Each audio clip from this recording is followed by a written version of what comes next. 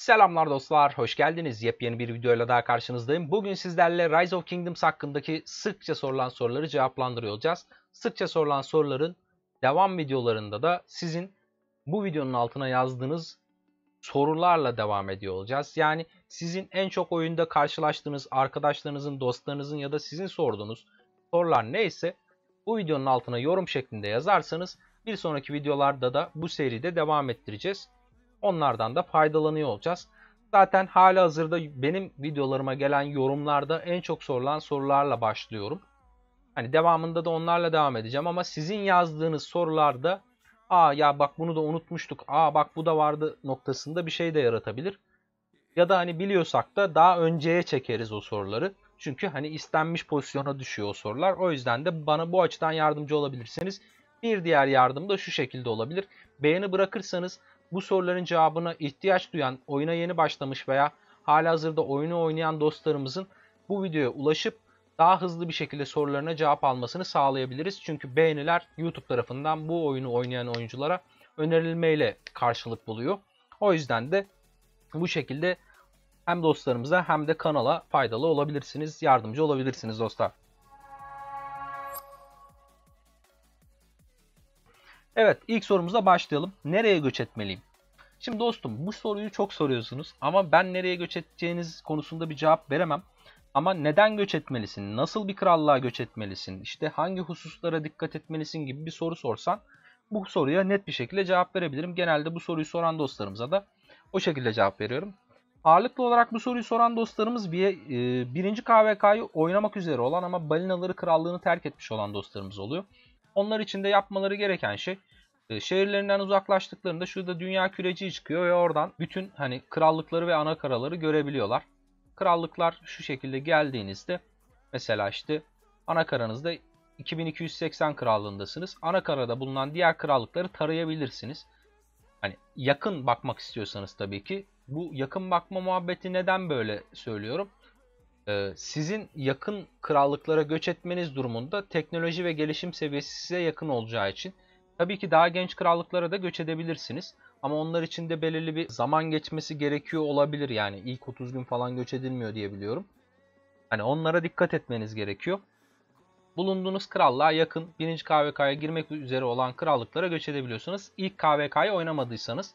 Unutmayın, ilk KVK'yı oynadıktan sonra bir daha ilk KVK'ya dönemiyorsunuz. Sadece 2. KVK'ya girmek üzere olan krallıklara göç edebiliyorsunuz. Bunu da unutmayın. Hani bunun üzerine de soru geliyor. Yani ben işte şu kadar günlük krallığa göç edemiyorum diye. İlk KVK'sını daha oynamamış olduğu için göç edemiyorsunuz dostlar. Nasıl göç edeceksiniz? O krallıklar arasında işte göç etmeyi öngördüğünüz krallıkları tıklayacaksınız. Birliklere bakacaksınız. Birliklerde işte balinalarına bakacaksınız. Ne alemde balinalar, ne kadar balina var, hesap seviyeleri ne kadar gelişkin. Onlara bakacaksınız. Hani potansiyel olarak KVK'yı kazanma ihtimali olan birlikleri tespit edip sonrasında onların subaylarıyla ve yöneticileriyle, liderleriyle irtibata geçeceksiniz ki yeriniz hazır olsun. O birliğe göç ettiğinizde, o krallığa göç ettiğinizde kabul görün. Bir diğer hususta şuna dikkat edin. Bu gözlemlediğiniz birlikler arasında birlik hediye seviyesi yüksek olanlara gitmeye çalışın. Çünkü orada daha yüksek paketler çekiliyordur ve orada çekilen paketler sayesinde hesabınız daha hızlı gelişir. Buna da dikkat edin dostlar. Evet, bir diğer sorumuza geçelim. Bir diğer sorumuz VIP mi yoksa işte T5 mi açmak, çark mı çevirmek? Bu soruya da şu şekilde cevap verelim. VIP her şeyin temeli dostlar. Eğer senin komutanını geliştirmen yeterli seviyede olmazsa T5 açmanın bir anlamı yok. Ya da şöyle, çarkta da sen çarktan kafa elde edip komutanını geliştiriyorsun ama o komutana o cevheri o anlık gömüyorsun ve o komutanı geliştirdikten sonra geri dönüp tekrar VIP kasmaya çalışıyorsun. Çünkü VIP bir şekilde sabit gelir. Yani uzun vadede sana daha fazla kafa kazandırıyor. Sen bu oyunu oynadığın süre boyunca buradan gelecek olan fazladan heykeli sürekli alıp komutanlarını bu şekilde kasabileceksin. Ama cevherini buraya harcamak yerine gidip çarka harcadığında buradan elde edeceğin fazladan kafayı tekrardan elde etmek için ekstra bir cevher daha harcaman gerekiyor ve o aradaki kafa kaybını da yaşamış oluyorsun ne yazık ki.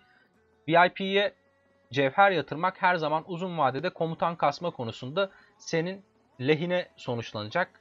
bir şekilde faydana olacak. O yüzden VIP her zaman öncelikli. Çark biraz daha VIP 14'ten sonra başlamanız gereken bir şey. Tabii ki çevireceksiniz VIP 14 öncesi. Ama işte istediğiniz komutanları, eğer o dönemde çok cevheriniz varsa belki hani full spin atabilirsiniz. Cevher de topluyorsanız full spin atma olayı, yani bir komutanın çarkını tam tur çevirme olayı şu şekilde olur. Senin bir sürü farm hesabın vardır. Ana hesabına kaynağını oradan sağlıyorsundur ve ana hesabında deliler gibi cevher farmlıyorsundur. Biraz da paket falan çekiyorsan full tur çevirebilirsin. Bu sıkıntı olmaz. Ama tamamen free to play bir oyuncunun bunu yapması o kadar kolay olmuyor. Buna da dikkat etmeniz lazım. Yani durumu iyi yönetmeniz lazım dostlar. Bunu söyleyemiş olalım. Eğer cevher sıkıntısı yaşamıyorsan, biraz da para harcıyorsan hem çark çevirirsin hem VIP kasarsın. Bu şekilde ilerlersin. Çark çevirmede en azami yapılan şey de şudur. Hani yapabiliyorsan 25 çevirirsin. Hem 5 tane efsanevi alırsın. Hem bir de 5 tane de şey alırsın. O komutana has olan kafayı alırsın. Eğer şanslıysan bu çevirmeler sırasında o komutanı zaten açıyorsun. O kadar bile çeviremiyorsan 10 tur çevirirsin. Ki hani artık 10 tur çevirmek kolay. Yani 3 tane free veriyor. Artı 3 tane de %50 indirimli veriyor. Bir tane de 5'li basıyorsun. Çok rahat bir şekilde çeviriyorsun. O şekilde çevirebilirsin.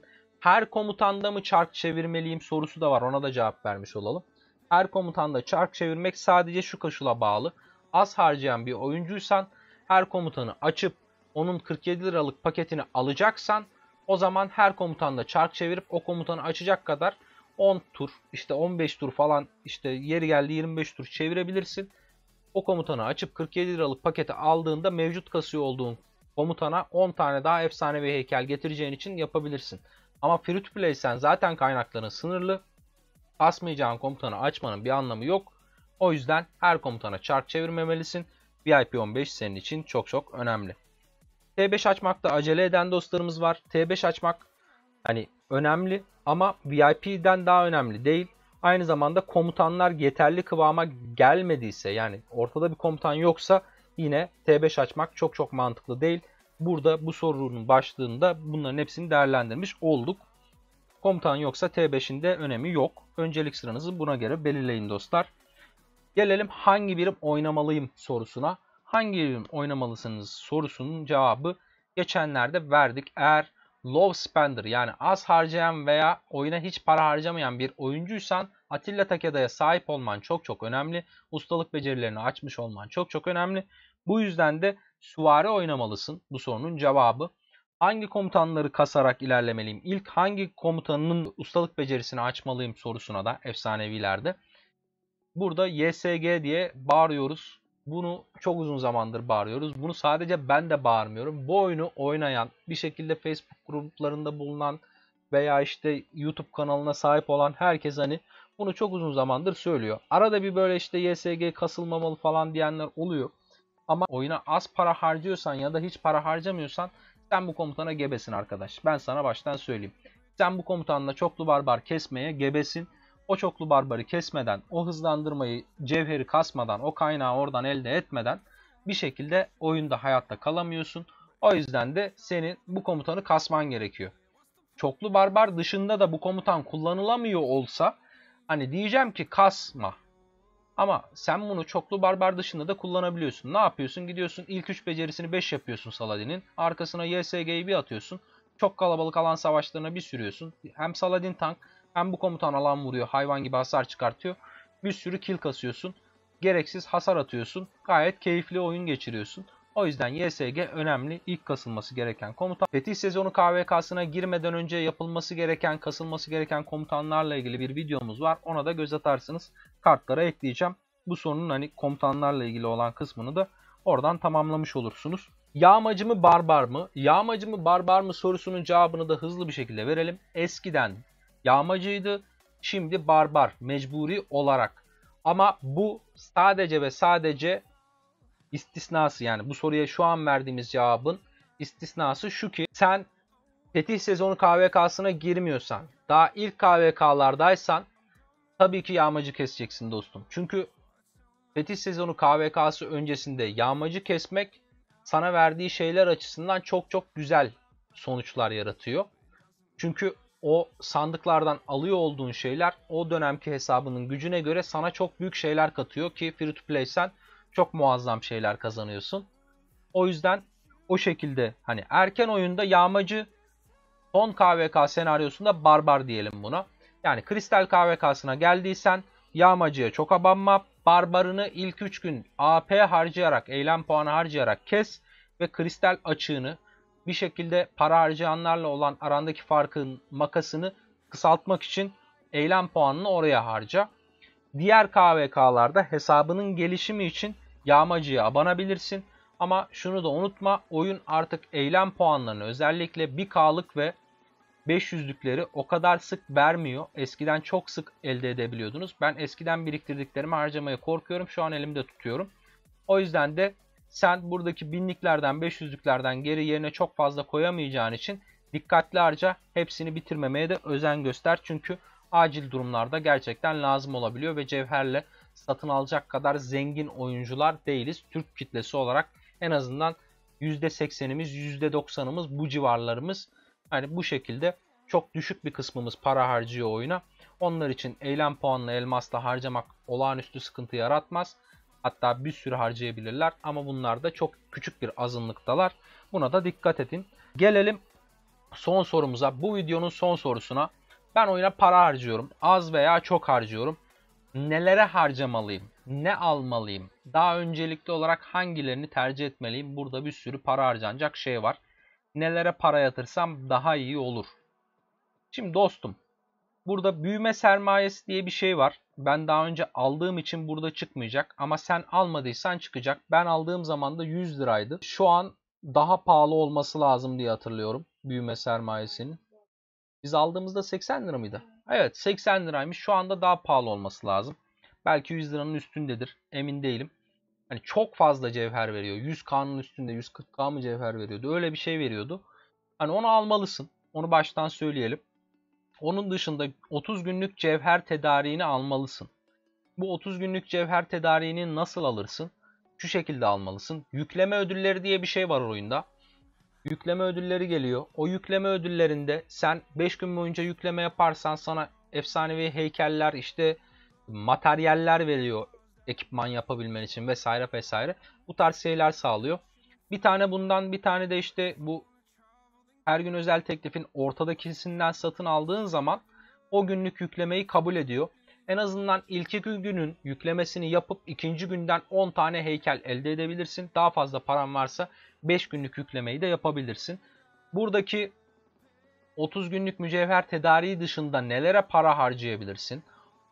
Ve hani bütçen de var. Ne yapabilirsin? Oyunun çok başındaysan buradaki 7 günlük hızlandırma zımbırtısını alabilirsin. Oyunun başında seni çok hızlı yukarıya doğru zıplatır. Oyunun çok başındaysan bunu almamalısın ama çok başını geçtiysen, artık ekipman yapma noktasına geldiysen buradaki malzeme tedarik paketi de yine senin için çok çok kıymetli olacaktır. Buradan çok güzel bir şekilde ekipmanlı yapmanı hızlandıracaksın. Bunu da unutma. Oyunun çok başındaysanız buradaki kaynaklardan yine temin edebilirsiniz. Altın çok fazla ihtiyacınız olmuyor ama diğerlerini temin etmeniz yine oyunun en başlarında sizi çok hızlı bir şekilde yukarıya doğru taşıyor dostlar. Onları da söylemiş olalım. Ama oyunun başını geçtiyseniz, farm hesaplarınız falan da varsa zaten kaynağa ihtiyaç duymuyorsunuz. Herhangi bir durumunuz olmuyor. Buradaki zımbırtılara bulaşmalı mısınız? Yükleme ödüllerindeki bu işte eksikliği kapatmak için bilgelik hazinesini alabilirsiniz. Ama onun dışında günlük paketlerin hepsini çekmek, günlük bu kadar masrafa girmek, eğer bütçeniz varsa yapın. Sadece az harcayansanız, belirli kısıtlı bir bütçeniz varsa bunlara gömmek yerine gerekirse elinizde tutun. Yükleme ödülleri geldiğinde 5 günlük çekecek kadar o parayı biriktirmiş olun. 5 günlük çekin. Şey gibi düşün. Cevher harcama etkinliğine cevher biriktirip sonra harcıyoruz ya. Bu parayı da aylık 200 lira harcamak yerine 2 ayda bir 400 lira harcamaya çek. O yükleme ödüllerinden ekstra daha fazla kafa kazan, daha fazla ödül kazan şeklinde çevir. Bunu öneririm. Onun dışında buradaki demetlere bulaşmalı mısınız? Buradaki demetler karlı mı?